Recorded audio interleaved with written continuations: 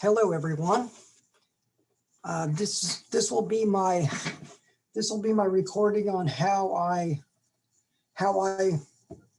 quickly and expeditiously did the research for the legal research project that you guys recently completed. I will show you how I was able to answer almost all of the questions in one stop with the secondary source. So let me share my screen and pull up Westlaw. The process will be the same using Twin.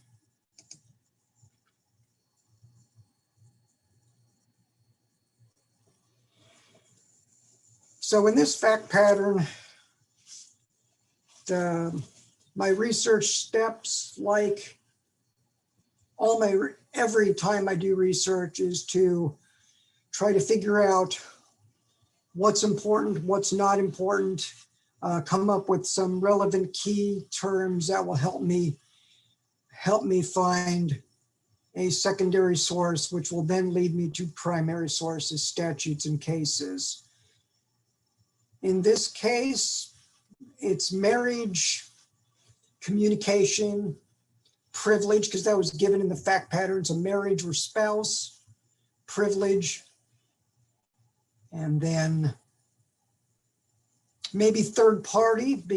Lee was a third party. Does that maybe have an effect whether spousal privilege would kick in or not? I don't know if that's relevant to my fact pattern, but I would throw in maybe third party as well if initially I didn't get some results.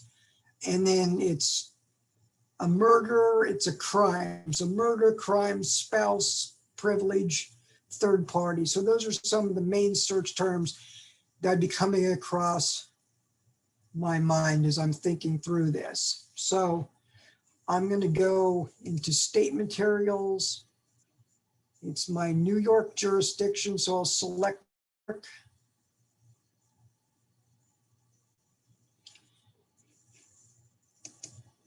I'm not going to include federal content because I really don't think that this is a federal cause of action. So, spousal privilege,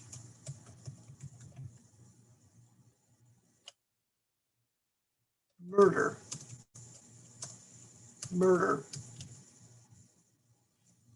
I'll just start out with that very quickly. Generally, spousal privilege, murder. See what comes up.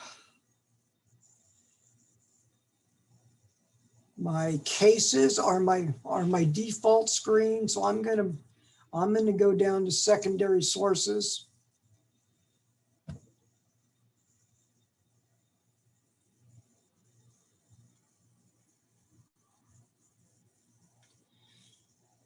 And right off the top, it looks like I've got some helpful sources: privilege for confidential communicated, induced by marital relation, exceptions for confidential communications. That might be helpful, so if there are any exceptions. Spousal privilege. That might give me just an overview of spousal privilege in general. But down here, section 195, communications which jointly advance criminal activity, from the Carmody Waite New York practice with form. So I'm going to click on that. This is almost like an encyclopedic type entry. Communications which jointly advance criminal activities. The marital privilege does not extend to communications between spouses in which they are jointly advancing criminal activity. And then there's a footnote, it'll give me a case, this Wilkerson case. Because such communications are deemed to be a business communication rather than a privileged marital communication. So the Watkins case stands for that preposition. And then even further down the illustration, in a murder prosecution,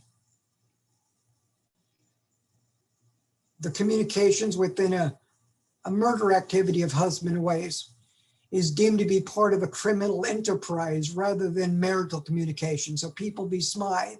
So I've got the legal, I've got the term, the law. Marital privilege does not extend to criminal activity of the spouses, and 3 cases there. All right. And then from there, I can click on these cases. So I have my rule of law. I have 3 cases. I click on Smythe here just by way of example.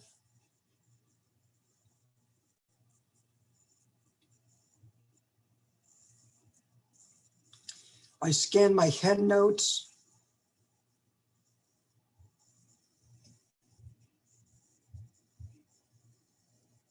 Here's my statute. Not all communications between husband and wife are confidential communications protected by marital communications, but rather are induced by marital relation and prompted by affection, confidence. So I'm going to click on, here's my statute, 4530B, elements of confidentiality.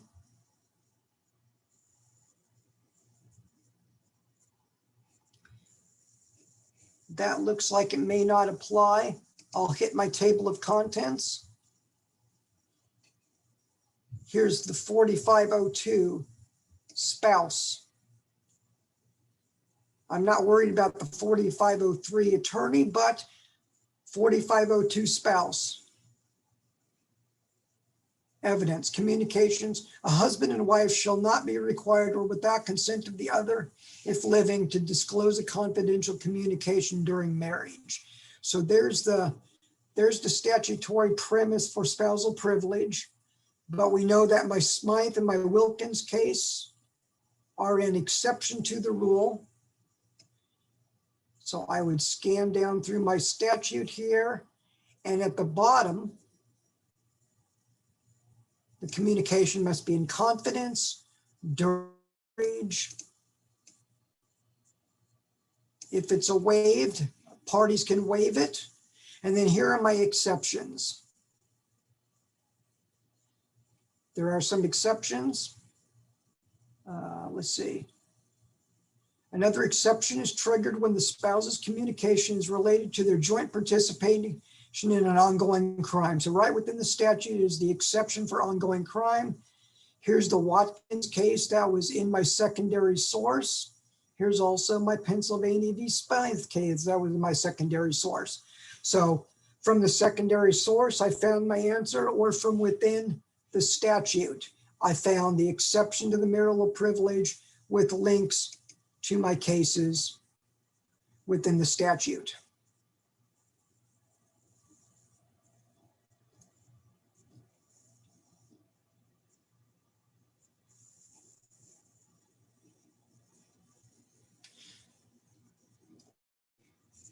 And then I would want to no negative treatment, history.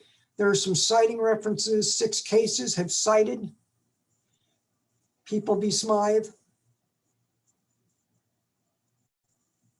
There's no negative treatment of Smythe, so I'd be good to use Smythe if I wanted to. So that's basically how I found the answers to this research project. Just did a very general search, spousal privilege, communications, murder, see what comes up. I found a secondary source talking about the exception dealing with the advancement of criminal activity, found my cases, and boom, I was there. I had my answer. I had the statute all in one package. So there's your research steps in less than 10 minutes. I hope this was helpful. Thank you.